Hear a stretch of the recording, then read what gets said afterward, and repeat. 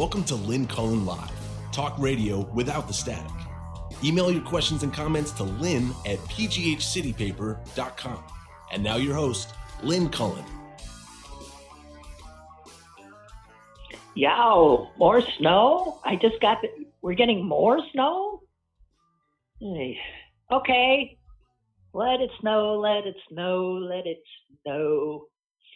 That does not presage anything positive that I have begun singing before I've even said hello. Hello! It's February 10, and I'm Lynn Cullen, going to spend the next hour or so with you talking about stuff, mostly in the news. First order of business, obviously, yesterday's impeachment trial, or the argument that the trial was in fact constitutional.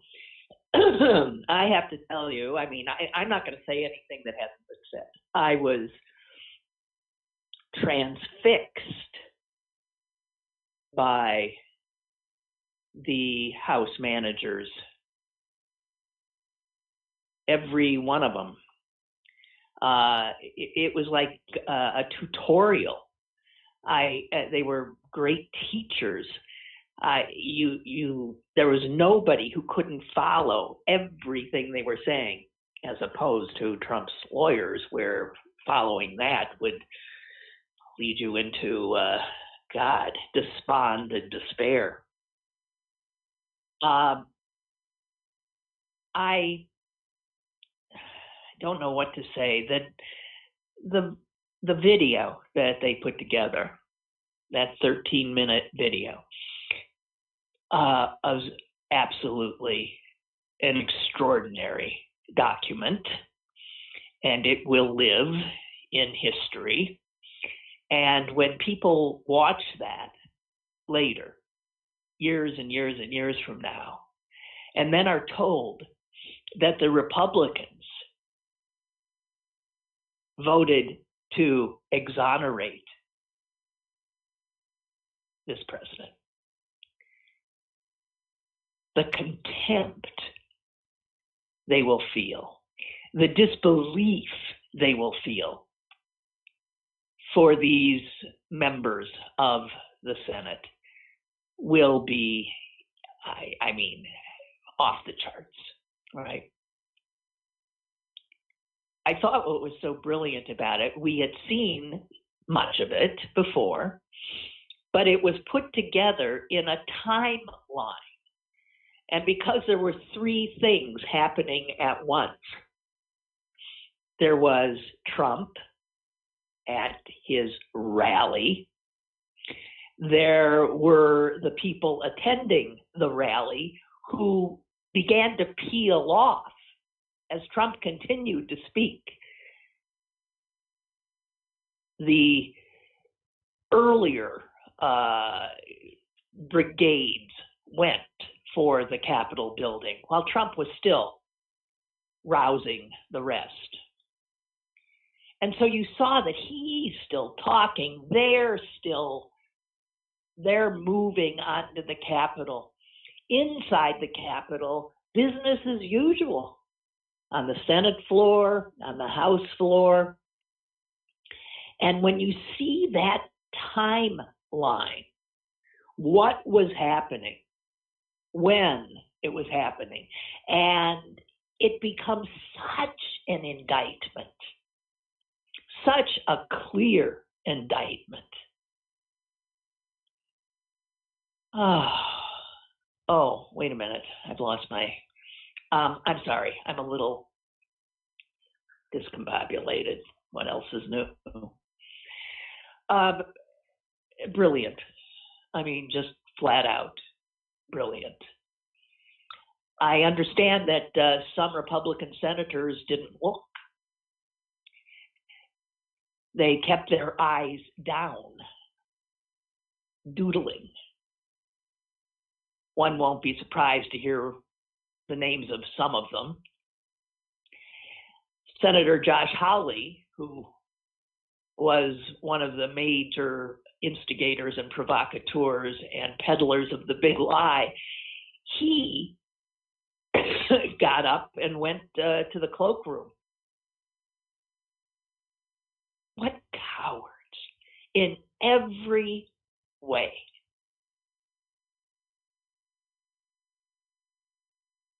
I don't know how they sleep at night or how they look themselves in the mirror in the morning. I truly can't figure it out. Front page New York Times today, a quote from Ted Cruz. After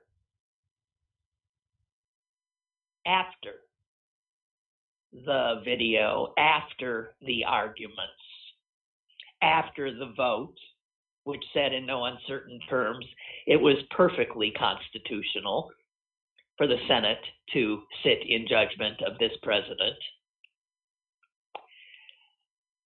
Ted Cruz said this. And remember, he's a juror. And he swore to be a juror, to listen to the facts. And he said this: the result of this trial is preordained. President Trump will be acquitted. That is such a condemnation of Senator Cruz, of any and all the Republican senators who will do what he says they will, acquit Trump. And again, you ask yourself, how do they sleep at night? How do they look themselves in the mirror in the morning? The result of this trial is preordained. If that were a juror in any other trial, that juror would be dismissed, right? That juror would be dismissed. You're out of here.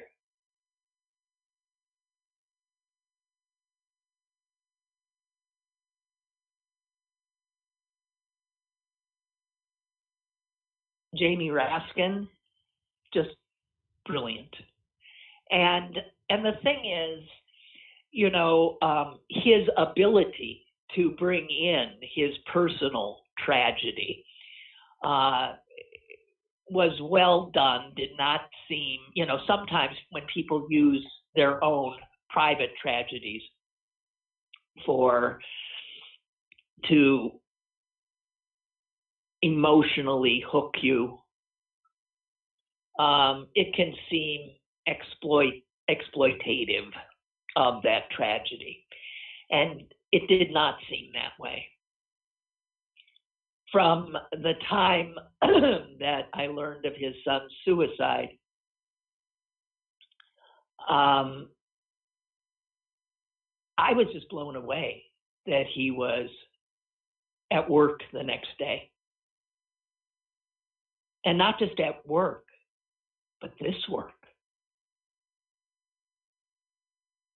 Think of how he had to leave his grief behind and focus on this awesome responsibility, and how he rose to the challenge. This is a man who can sleep at night. He was brilliant. He was human. He was so clear in taking us through each step of the process. He destroyed Trump's lawyers before they even got out of their seats.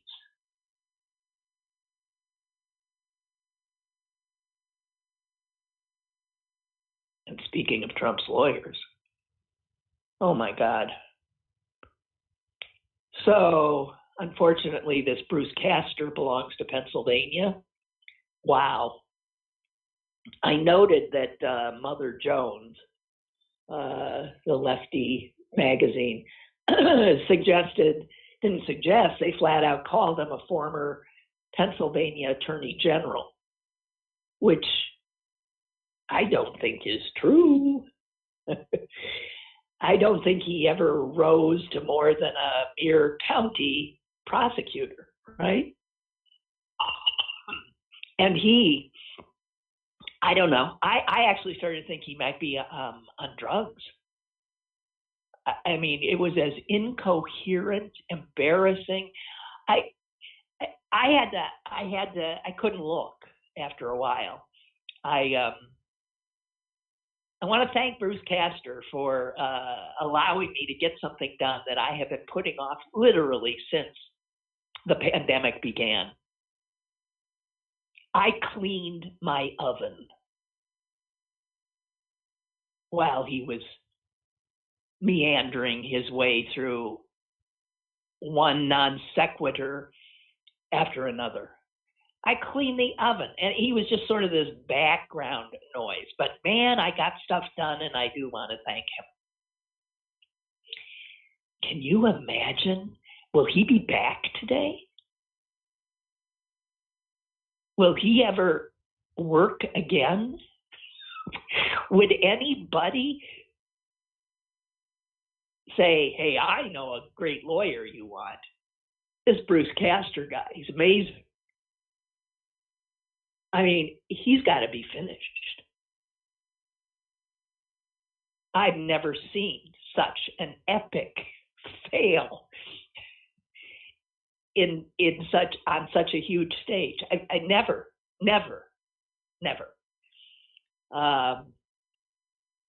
I mean, he actually was seemingly half the time helping the prosecution. And if I'm not mistaken, I think he started by calling himself the chief prosecutor. I'm sorry. He didn't even know what he was doing there.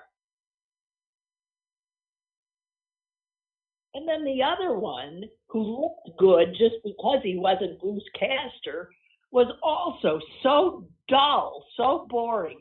And then at the end, so lunally emotional and angry, and then subjected everybody to this lousy Longfellow poem, which he read badly, and brought himself to tears. I was crying earlier. Castor brought me to tears. Longfellow in a different way could bring me to tears, but geez, God, unbelievable.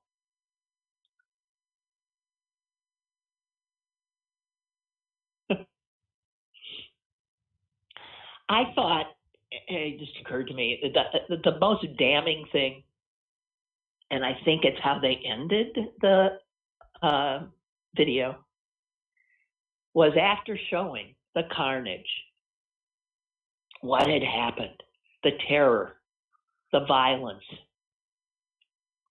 and interspersed, of course, with what Trump had said. They showed when Trump,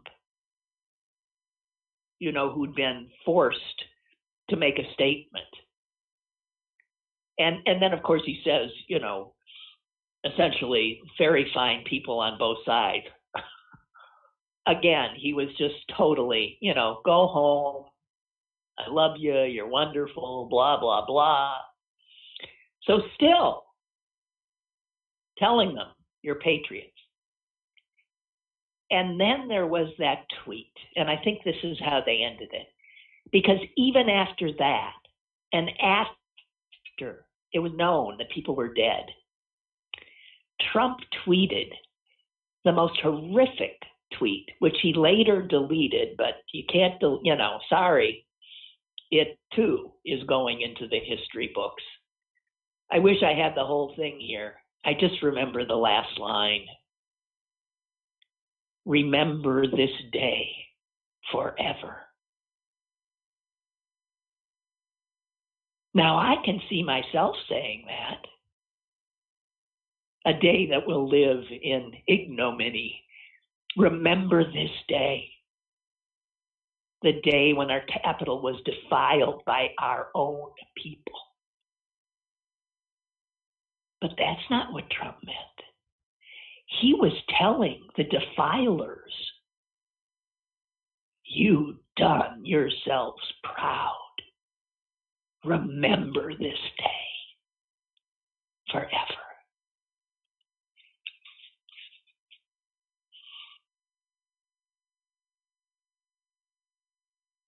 Oh, God. I'm actually looking forward to today's, see what they're going to do today. I do understand that there'll be more video and video that we have not seen, because it'll be video that is taken from the Capitol's security cameras, which of course, they have access to, and we do not. And so that'll be a very different kind of a view of what happened inside the Capitol that day. Forgive me for my voice. I mean, everything is, you would think it was hay fever season, the way I'm. Why can't I get this on?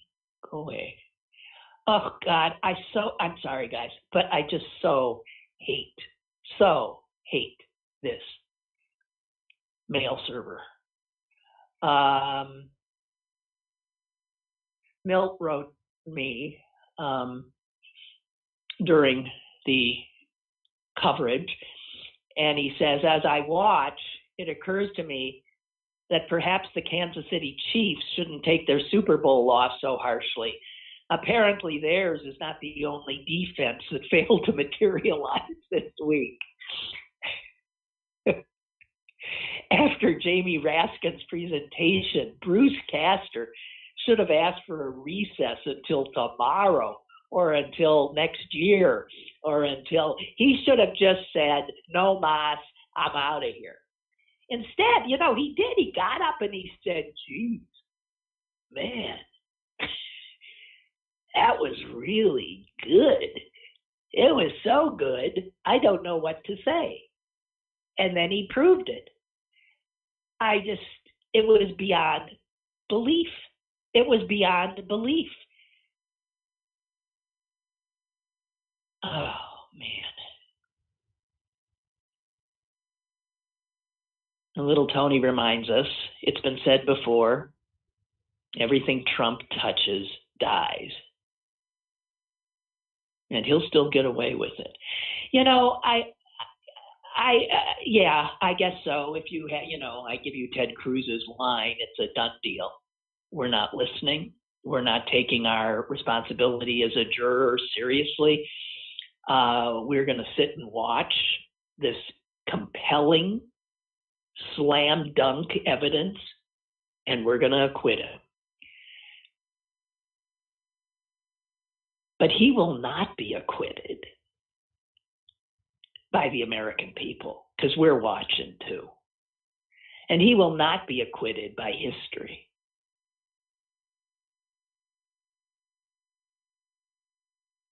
And these Republicans and their, just extraordinary fear. That's all that motivates them. Fear and lust for power. That's it. And they're making their calculation. And I think they're making it wrong. But who knows? So if Raskin and the others continue to do this slam dunk job, I don't think there's any doubt that there will be more Republican senators who simply can't look themselves in the mirror anymore, who simply can't sleep at night, who will vote for acquittal. Who will vote for conviction, excuse me. I think there will be more. I don't know if there's any way they can get to the number they need, but this could be a much more substantial vote. I'm holding out hope.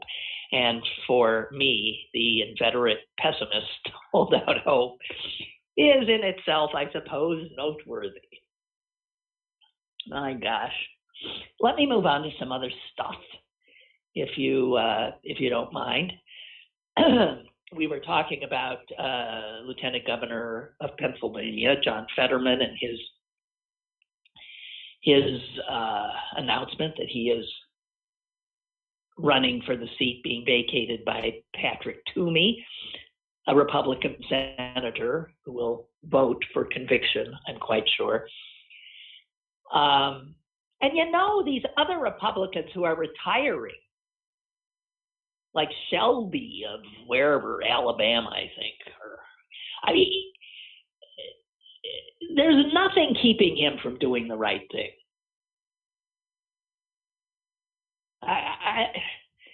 I don't know. But back to Fetterman, there's a big piece, maybe some of you are aware, I vaguely remember this.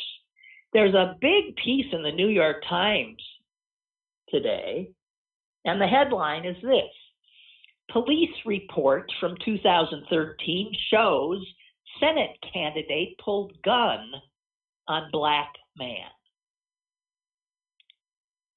The Senate candidate they're talking about is John Fetterman.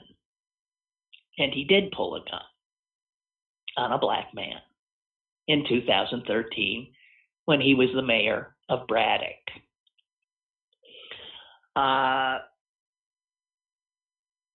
It's clear that Fetterman is fully aware that this would be something that was going to come out because he was totally prepared. He refused to talk to the New York Times. Instead, he emailed them a 5-page document with with news accounts and all the information that he could give them. But he said, there's nothing more I can say about this. But in 2013, if you don't know, and here's how the Times tells it, when he was mayor, he used his shotgun to stop an unarmed black jogger and detain him until the police arrived. And when the police arrived, he told them that he had heard shots fired near his home, spotted this guy running, and the police report says this: Fetterman continued to yell and state that he knows this male was shooting. That's what the police report said. There was no gun found on the jogger, a guy named Christopher Miaris, who was 28 years old. There were no weapons at all. He was wearing running clothes and headphones, and he was dressed, well, here's what Fetterman says. He says he was outside his house and he heard, quote, a crushing burst of gunfire. And I immediately made a series of split-second decisions. Fetterman's account is that he saw someone dressed entirely in black and a face mask. This is 2013, too. A face mask running in the direction of an elementary school. And he said, it was near the anniversary of the Sandy Hook shooting. And he said, wow, I made the decision to stop him from going any further until the first responders could arrive. So he told him that he jumped in his truck, his pickup truck, and he used the 20-gauge shotgun he kept in the truck to hold the guy until the police arrived. Now this, I'll tell you right now, it just occurred to me. Fetterman could peel off a lot of Republican votes with this story, right? What? Fetterman drew a gun on a black guy? Are you kidding me? He keeps a shotgun in his pickup truck? Whoa!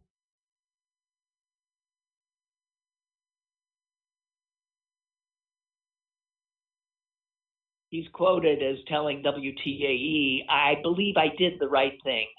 I may have broken the law in the course of it. I'm certainly not above the law. Well, no charges were filed.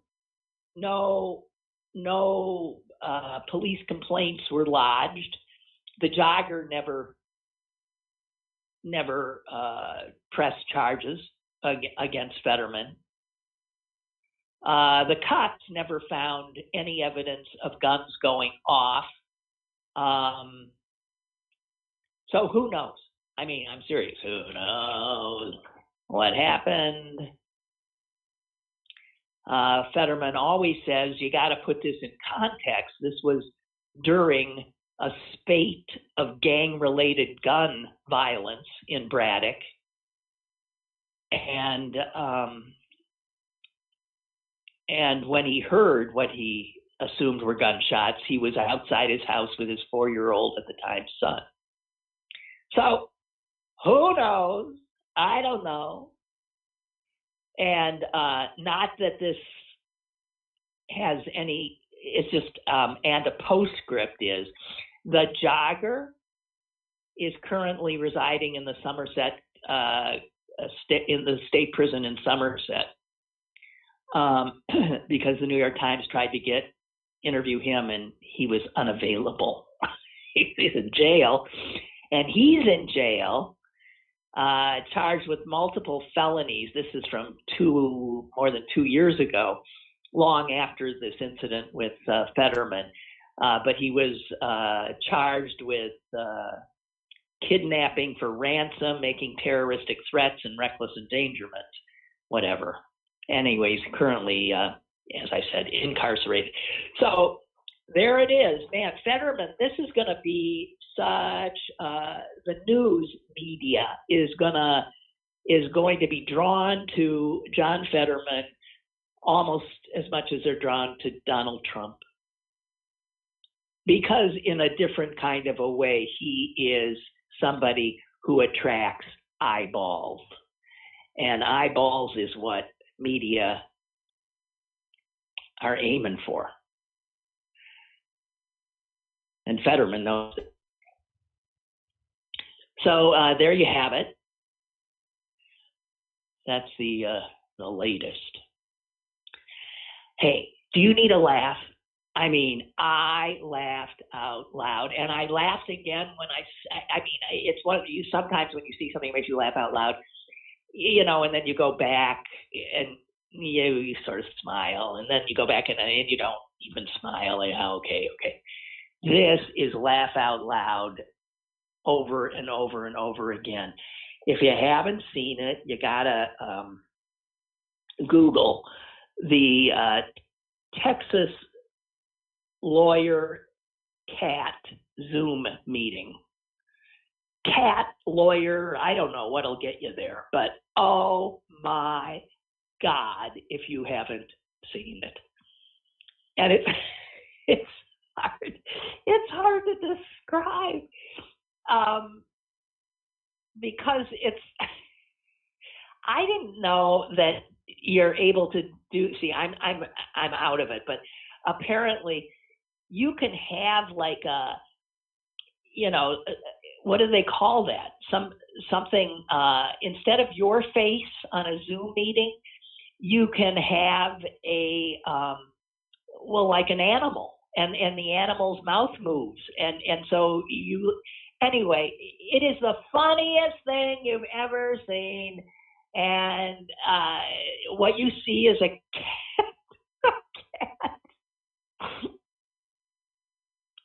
I can't describe it. I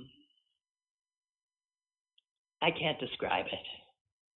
It is the funniest thing ever. Funniest thing ever. So please look it up. The cat at one point tells the judge, this is during a hearing, and you know it's being done remotely, and the cat actually says to the judge, I'm not a cat. God, you can't make it. Is too funny, okay? Just telling you. You need a laugh and you haven't seen it. This is a must see. Must see.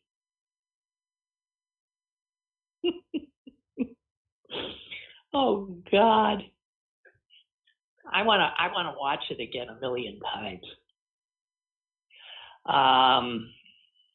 What else I got here? Oh.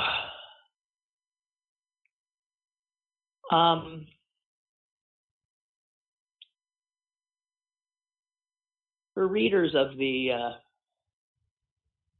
before I change, let me get some emails in here. I'm sorry, this is so disjointed. Chuck tells me there was a story yesterday on the Tribune site saying Connor Lamb may run against Fetterman. Yeah, he's definitely thinking about it. And, then you would have the, clean, middle of the road. He would be a good candidate. There's no doubt about it. So would Fetterman. The more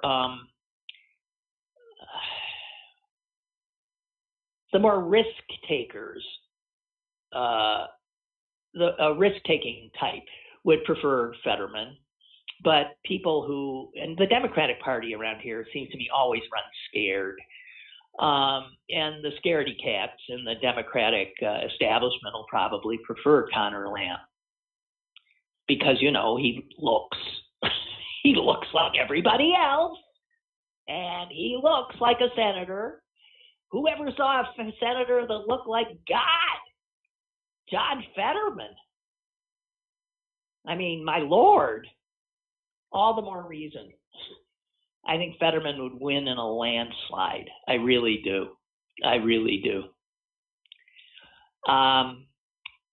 We have a caller. Go ahead, please. Lynn, hey, Lynn, it's Jonathan. Jonathan, hi. Hi, let's talk about something serious, the cat video. So for the listeners, if they go to YouTube, and all you have to type really is lawyer cat, and lawyer cat. That's all you need, and it doesn't matter how many times now I've watched it. I cry laughing.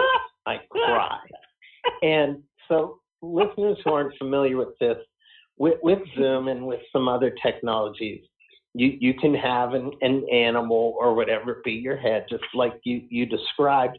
But the brilliance of it is not only does the mouth move, but the eyes. I know. The eyes move side to side. If your brow furrows, the cat's brow furrows. And the lawyer, who sounds older, is obviously struggling with this. Yeah. And he says, "Oh, my assistant's trying to help." And of course, the funniest line is, as you said, I am not a cat. I'm live here. I'm not a cat. And the judge pauses and says, yes, I can see that. And the judge being so straight-laced about the whole thing. Perfect. And the other guy on the screen seems just disinterested. I know. And the other part I love is that the attorney/cat says, I'm ready to proceed, or I'm ready to go on with it. Forget the fact that he's a cat. He's ready. He's I'm ready to prepared. go. Right. Never mind. Oh, God. It is so friggin' funny. And I guess what happened is this was his secretary's laptop he was using.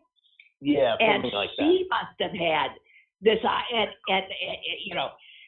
oh my God. It's perfect. You couldn't have scripted it any better, and it's one of these that is going to go down as, top whatever viral. Yeah. But yeah, the listeners, you got to watch. It's perfect.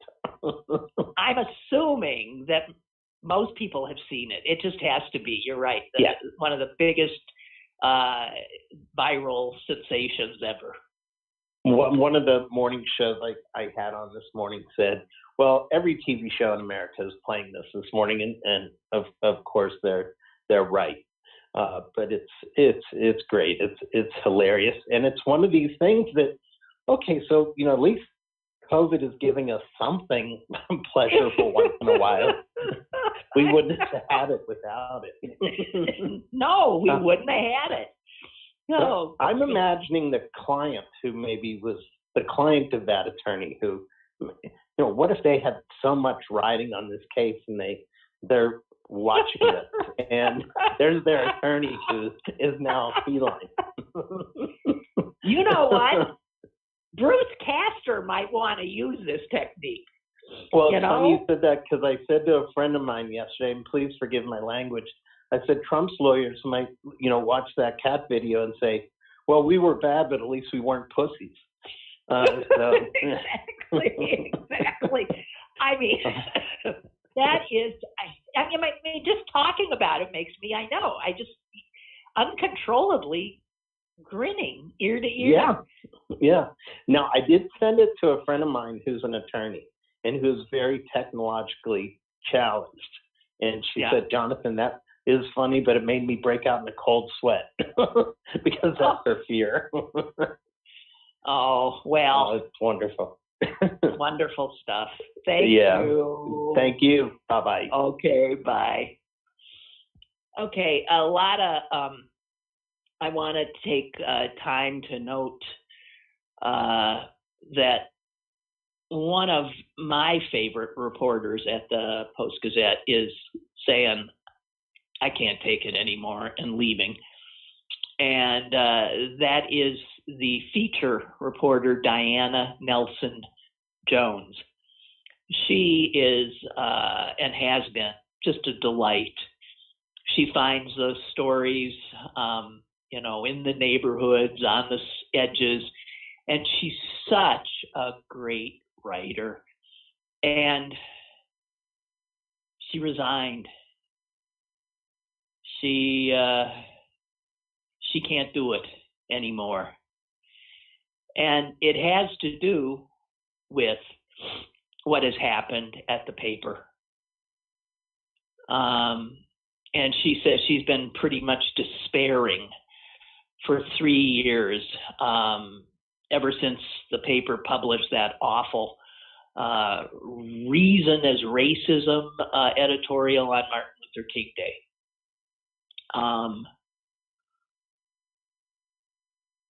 And she says, my interest in the Post-Gazette was eroded by many things, by the paper not looking like the paper I loved. It wasn't the paper of Bill Block Sr. or John Craig or David Shribman. I always said I was going down with the ship, but I didn't know the ship would be hijacked. And the last straw was when one of the Blocks, Susan Block, tweeted on the day, was it the day of the insurrection? It might have been. And I don't know if you ever saw it, but Susan Block said this on Twitter, all capital letters: no peace, no unity, no concession, no legitimacy to a stolen election. There are 70 million Trump supporters who will not fall in line. There will be no healing. We will drag this must have been after Biden's inauguration. We will drag this illegitimate president, his whore vice president, and all of the Democrats through the same shit they dragged President Trump and his supporters through for the last 5 years. That did it. That did it. She said, I'm out of here. So It's sad. Diana Nelson-Jones, a really, really incredible reporter on what used to be a hell of a newspaper. Damn. Just damn. Oh. Hey, did you see Mark Cuban, Mount Lebanon's own, Mark Cuban, who owns the Dallas Mavericks in the NBA, has, as the owner said, hey, this season, we ain't playing the Star-Spangled Banner at the beginning of our games. We're not doing it. No reason to do it. I don't know why we ever did do it. We're not doing it. So that gets rid of one difficult situation for players and others. We're just not doing it. And as far as I know, that is the first owner of a major league team to say that. And I don't know how much the NBA, and I'm going to sneeze. I can't believe it. Hang on. Oh boy. There. Whew. I don't know if like Major League Baseball and the NFL mandate that you have to play the Star-Spangled Banner before games. But the reality is I've always wondered why we do.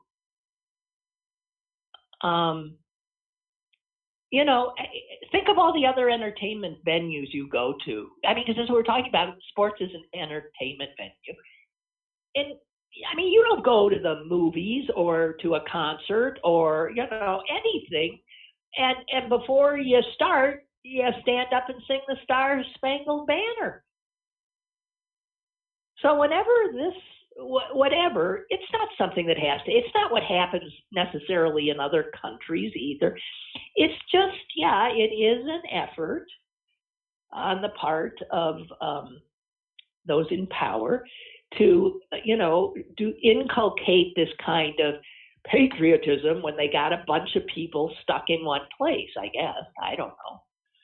But it's getting, and it has been getting for years, increasingly troublesome,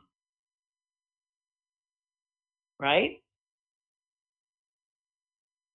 Anyway, good for Mark Cuban is all I want to say.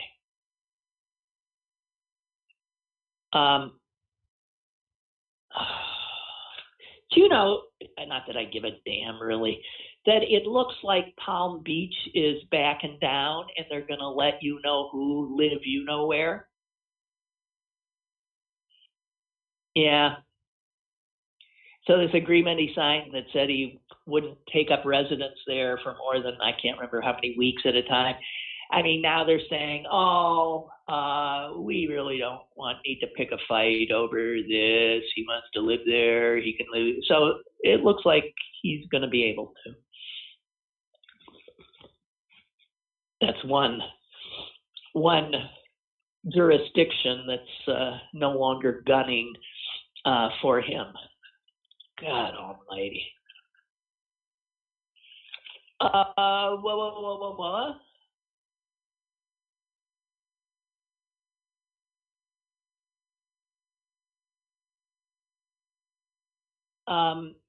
Barbara's telling me that political advisor to Barack Obama says that what the Republicans are scared of is Trump starting a third party. Well, look, you know what? I don't give a damn what they're scared of. There are times when if you cannot move beyond your fear to do the right thing for your country, then you better be prepared to go down in history in a place of shame, of true shame. And the whole party might go. They're so worried about their party, it's unclear who's going to own that party. Now, what's her name, the QAnon idiot, says that it's quite clear that the party belongs to Donald Trump. And, a reckoning has got to come. And the reality is a lot of Republicans acknowledging that the party is now the party of Trump have left. There was another piece I saw today about in the last month in Pennsylvania, 10,000 plus Republican voters have taken the time to switch their affiliation to independent and or Democrat. Not and or Democrat.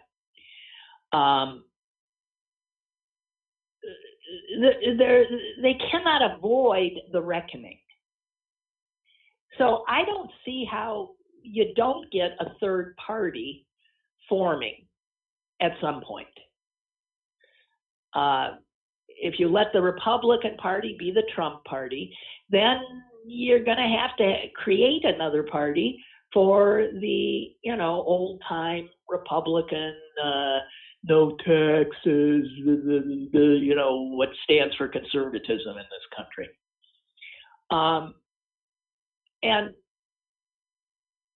neither of those parties are going to, that obviously then bifurcates the power that was held when the party was, united.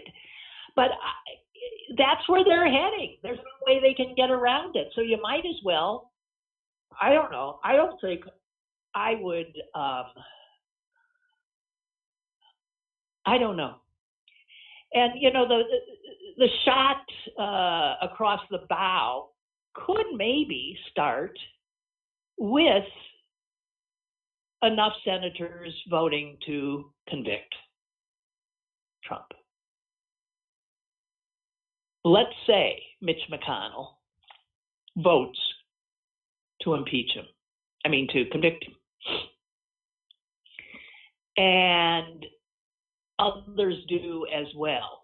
That would be an indication that they are saying, we are making a stand to take this party back. And in that case, yes, maybe Trump would then form his own party. But forming a party takes work. Do you have a sense of Donald Trump wanting to work? He does like to do rallies, so maybe that would be the way it would go. I have no idea. But there is no getting around the reckoning, even though obviously they're still trying to get around the reckoning with even this trial. Eventually, the reckoning's going to come right to your doorstep, all you Republicans. Ansel, right, I wasn't able to listen live yesterday, but I want to say how much I enjoyed yesterday's show. Clearly you touched a nerve with the Jeep ad, and you had many callers and emailers contributing to the conversation. And it's a rare occasion where I join the show with one opinion, and by the end of the show, my opinion is completely reversed. I went from thinking Springsteen was a disappointment to thinking he was brilliant. So thanks for that. Well, I just knew it was a good subject because, we are all singing out of the same book all the time now, right? So it was fun to hear all these different points of view. I still maintain, I can't help it. I reacted the way I reacted. And there was a piece in the Post-Gazette today by Scott Mervis about the blowback that Springsteen's getting for it, because I'm not alone in my negative reaction to it. I thought the timing and the tone were wrong given where we are. Now, if all you geniuses on the other side are correct that Springsteen wasn't talking to me. He was talking to all those Trump voters in the great middle of America. And he was telling them to come home to a middle. I don't know. But it was interesting, wasn't it? He, by the way, hasn't said anything. And I can tell you, he's not going to do another commercial.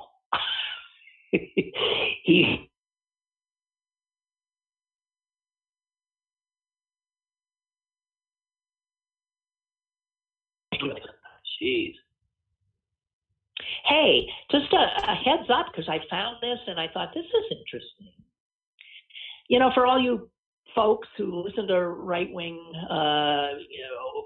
folks who you buy gold, right? That's supposed to be the great thing to buy. I got news for you. Gold is no longer the greatest metal.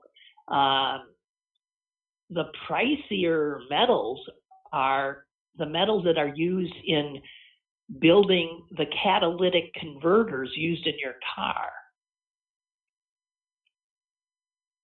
And that is palladium and rhodium.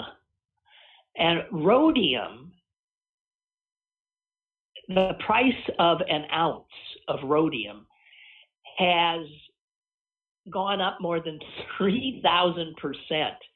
Geez, too bad you didn't have some rhodium. 5 years ago, an ounce of rhodium was $640. You know what it is now? $21,900. It went from $640 to essentially $22,000. An ounce of rhodium. And palladium as well, way up, but not quite that. So you know what's happening as a result of that? I did not know about this. But people are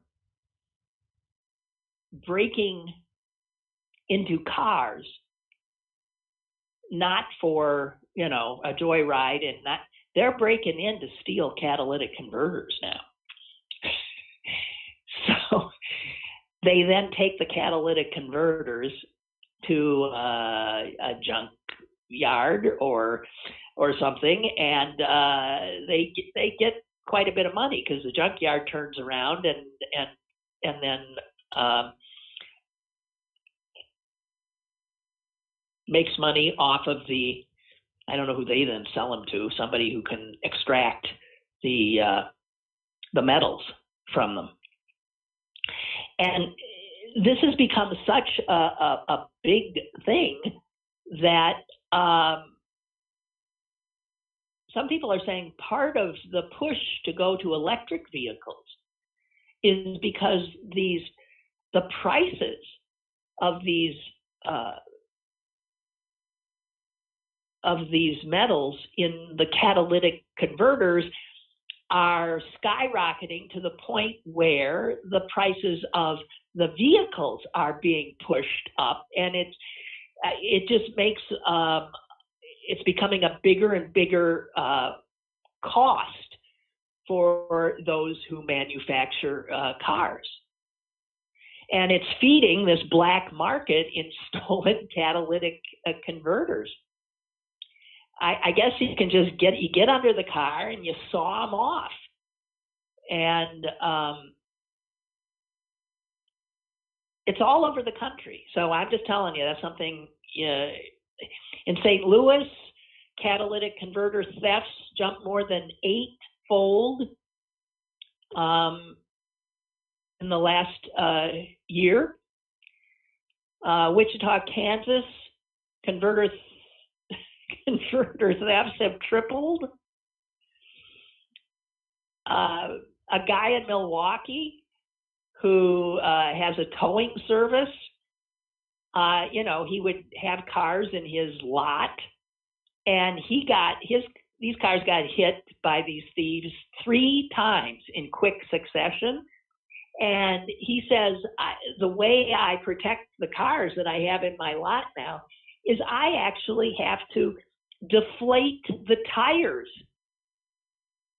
of my customers' cars, the most at-risk cars, so that the thieves can't crawl under, because the thieves have to get under the car to get it. So he just lowers the cars. And by the way, people have died trying to steal them because cars have fallen on them. So just telling you, in case you didn't know, that your car has some really serious metal in it that some people might want.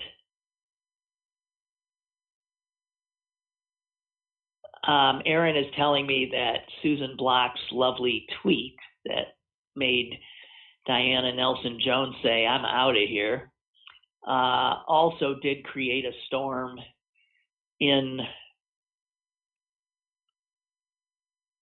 I don't know why I can't find it here, created a storm in Ohio where she lives, and she was had to resign from the Ohio Arts Council. So there you have it. But there, isn't that amazing? She called, you had it all there, the Trumpisms, the racism, calling the vice president a whore. Isn't that unbelievable? And this woman owns a newspaper, 2 newspapers.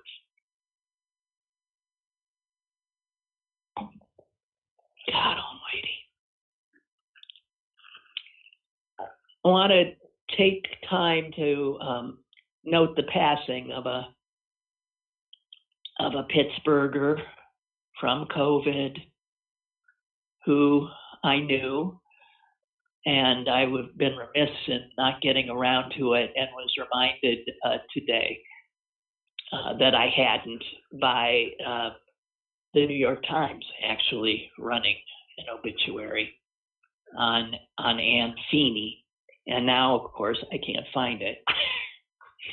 Ann Feeney was a real force. I mean, she was a incredible folk artist, well, musician, writer of protest songs, a lefty activist.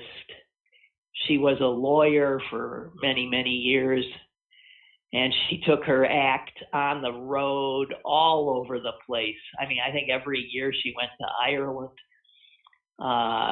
and just toured up and down, and she'd stop when she got tired and would just do an impromptu concert, and whoever was there would take her in and let her sleep the night. She was an operator, quite an incredible character. And her songs have been covered by big guys.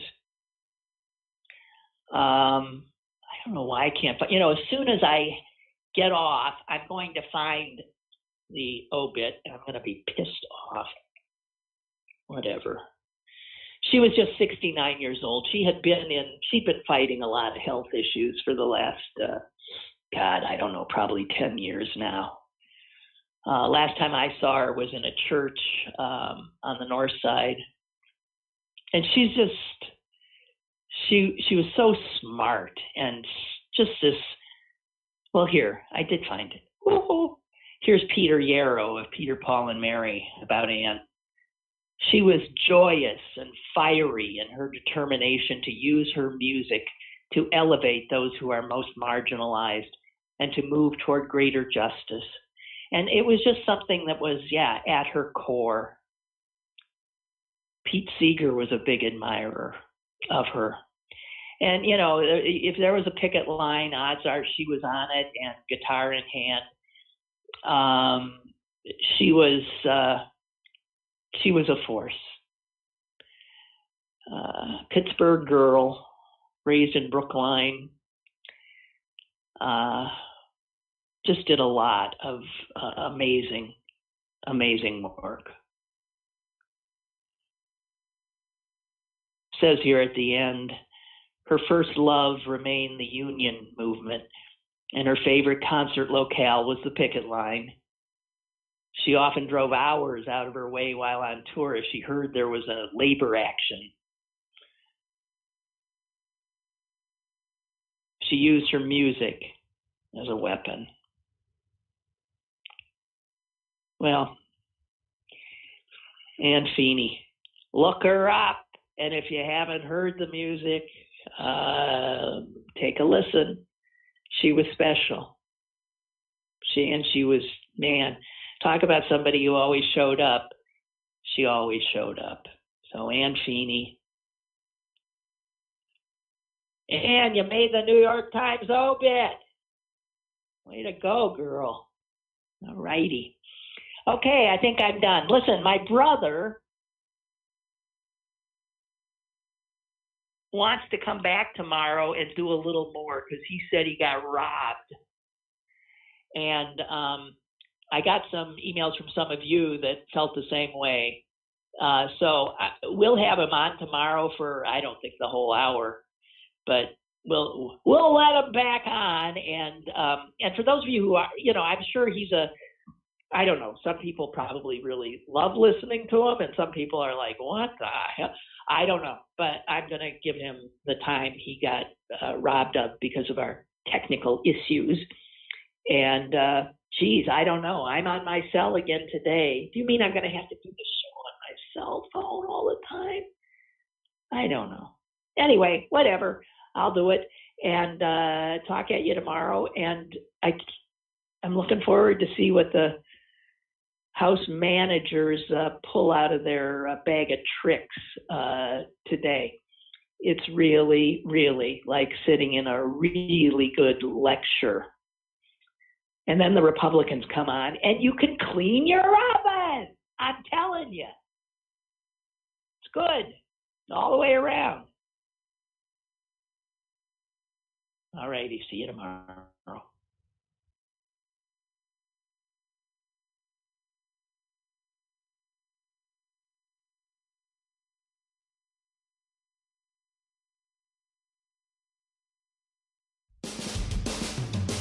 Lynn Cullen Live, Monday through Friday from 10 a.m. to 11 a.m. and archived at pghcitypaper.com. The opinions expressed on Lynn Cullen Live are those of the host and do not necessarily reflect the viewpoints of Pittsburgh City Paper or its advertisers.